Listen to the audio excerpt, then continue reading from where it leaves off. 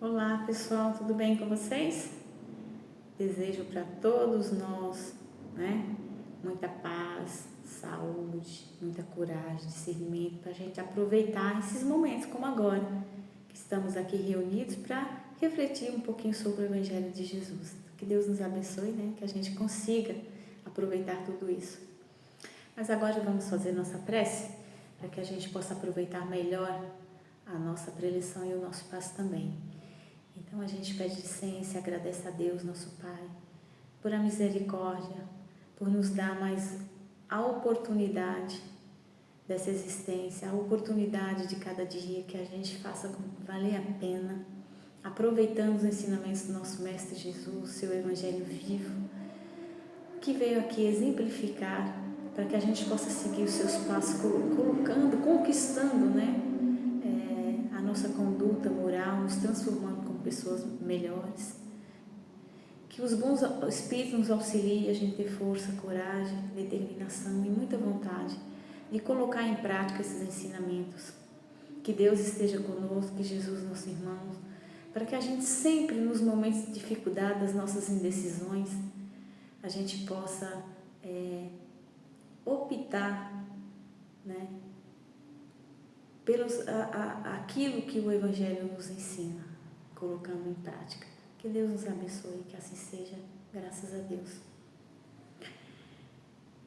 Bom, a nossa reflexão de hoje é uma passagem que está no Evangelho, no 2º capítulo do Evangelho segundo o Espiritismo, que o Kardec deu o título Meu Reino Não é Desse Mundo. O foco da nossa leitura hoje é o item 1, o item 5 a 7. No item 1, é uma passagem que se encontra no Evangelho de João, no capítulo 18, versículo 33 a 37. E segundo João, ele conta pra gente, eu vou ler a passagem inteira, que ela é tão bonita, e tem uns pontinhos assim, tudo é de grande reflexão, mas tem uns pontinhos assim, que é bom a gente parar para prestar atenção, Então, aqui no capítulo 18, versículo 33 a 37 do Evangelho de João, ele narra pra gente, que aconteceu dessa forma. Então, está escrito assim: Tornou, pois, a entrar Pilatos no pretório, e chamou a Jesus e disse-lhe: Tu és rei dos judeus? Respondeu-lhe Jesus: O meu reino não é desse mundo. Se meu reino fosse desse mundo, de certo que meus ministros haviam de planejar para que eu não fosse entregue aos judeus. Mas por agora meu reino não é daqui. Disse então Pilatos: Logo tu és rei? Respondeu Jesus: Tu dizes que eu sou rei. Eu não nasci e não vim a este mundo senão para dar testemunho da verdade. Todo aquele que é de verdade ouve a minha voz. Muito profundo e cabe a gente refletir muito bem, querer entender, Porque se a gente não buscar o entendimento, a gente fica sempre remando contra a maré, porque a gente não vai conseguir colocar em prática porque não sabe o porquê daquilo, E a gente sabe que a fé é construída através do conhecimento, a gente precisa entender as coisas. Então, aqui nessa passagem, é usada uma frase, ali os judeus, eles perseguiam Jesus, que eles queriam se livrar de Jesus, tirar Jesus do caminho deles, porque incomodava demais, porque Jesus revolucionou tudo aqueles que eles traziam como verdade, Então, eles forjam uma acusação contra Jesus, dizendo, que Jesus se dizia rei dos judeus, que aquilo era um crime político e com certeza por aquela acusação Jesus seria preso. Então, ele é levado a Pilatos, ele é entregue a Pilatos. E chegando lá, Pilatos faz aquela pergunta que é utilizada até hoje, no direito romano, se a pessoa é culpada. Então, ele pergunta para Jesus se Jesus é rei, E Jesus fala para ele que não, que se ele fosse rei, que é aí que a gente tem que parar para prestar um pouquinho mais atenção, de certo que as pessoas do lado dele, que trabalhavam com ele, não iriam permitir que ele fosse entregue, eles iriam lutar para que Jesus não fosse entregue. Mas Jesus não está falando de coisas materiais, E aí ele insiste, perguntando se Jesus é rei. Ele está dizendo: Tu dizes que eu sou rei. E ele fala: Meu reino por agora não é daqui, ou seja, eu sou rei, sim. Mas por agora Jesus não poderia ser rei. porque Jesus é rei da paz, do amor, de todas as virtudes, né? É rei do amor mais puro que possa existir. E não está em nossos corações. Então, para ele ser rei daqui, é necessário que a gente tenha entendido e praticado essa lei, né? O Evangelho esteja implantado dentro da gente e demonstrado através dos nossos exemplos. Aí sim, esse planeta passa a ser o reino de Deus, quando ele estiver implantado dentro dos nossos corações.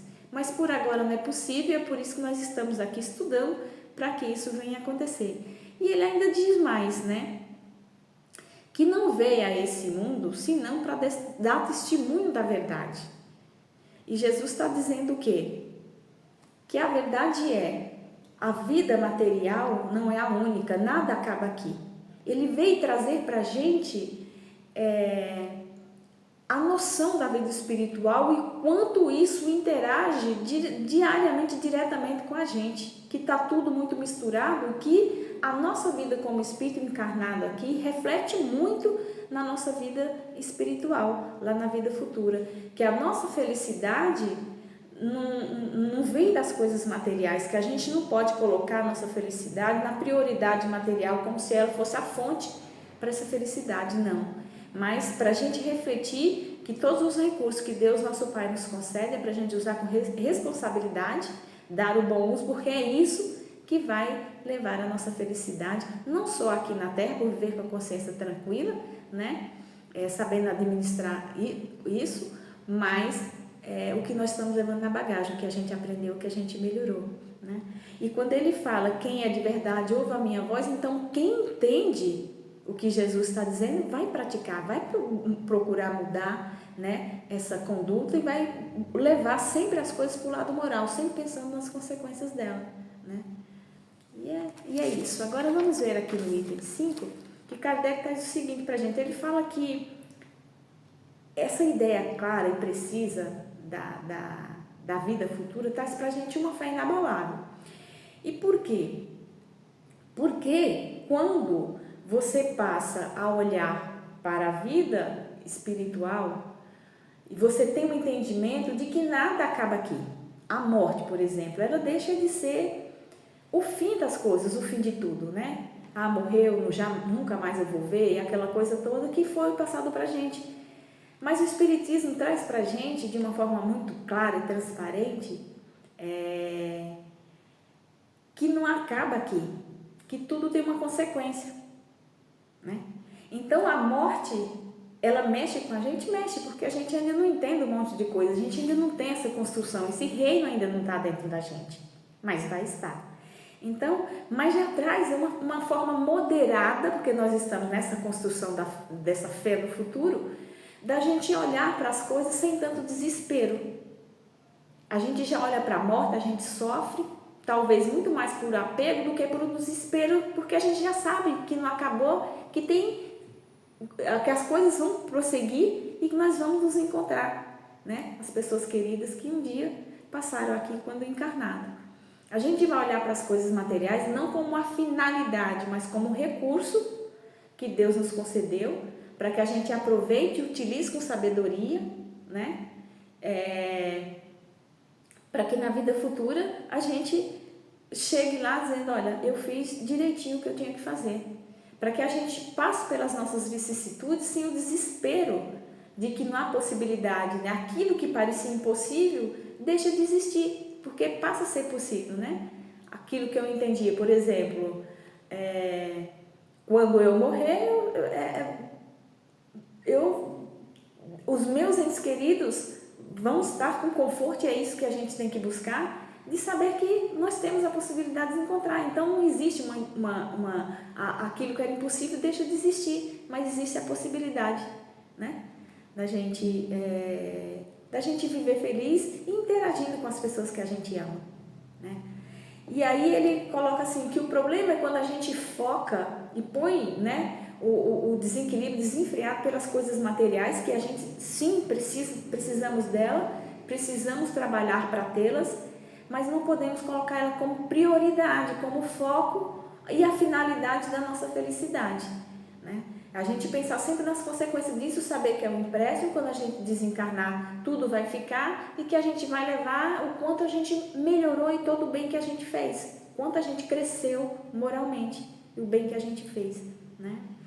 E o Espiritismo, ele fala que o Espiritismo traz para a gente de uma forma muito clara isso, né? Essa interação desses reinos, e ele abre, ele amplia a nossa visão, que traz um conforto. Então, a pessoa que não olha para a vida futura, se ela perde alguma coisa materialmente, ela entra em desespero. Se ela perde um ente querido, ela entra em desespero. A pessoa que olha para a vida futura, isso não vai trazer mais desespero para ela. Ela sabe que tudo vai passar, ela sabe que aquela doença vai acabar, se não for aqui na Terra é lá, ela sabe que tem uma causa justa para aquilo, né? E é isso que o Espiritismo traz para a gente, que a gente precisa focar nisso e construir nossa fé em cima disso aqui, para que a gente possa viver com serenidade, né, com tranquilidade, com paz, né, e reflete já aqui e a gente leva alguma coisinha assim na nossa bagagem, porque a gente está ali trabalhando para fazer a nossa reforma íntima através da caridade, da benevolência e de tantas virtudes que Jesus exemplificou para a gente, que a gente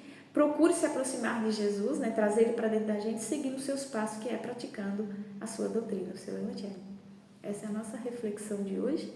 Espero que tenha ficado claro, que dê para aproveitar um pouquinho tudo isso, né? Vamos fazer nossas vibrações?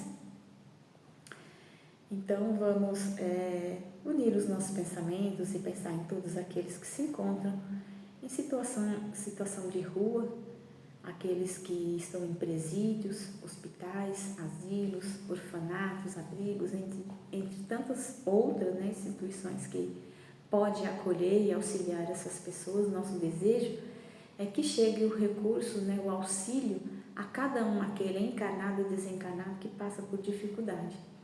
Vibremos pelos nossos familiares e amigos, encarnados e desencarnados. O nosso desejo é que eles estejam bem, em paz, felizes e seguindo a sua caminhada.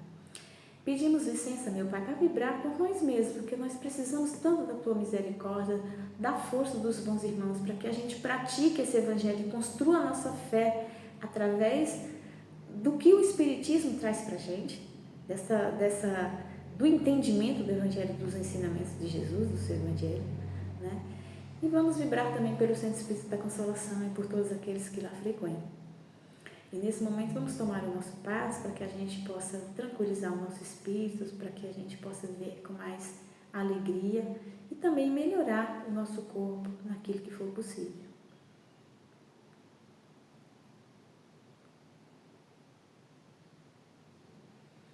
Graças a Deus, vamos pensar agora naquela pessoa, onde quer que ela esteja, mas o nosso desejo é que o benefício do passo chegue até ela.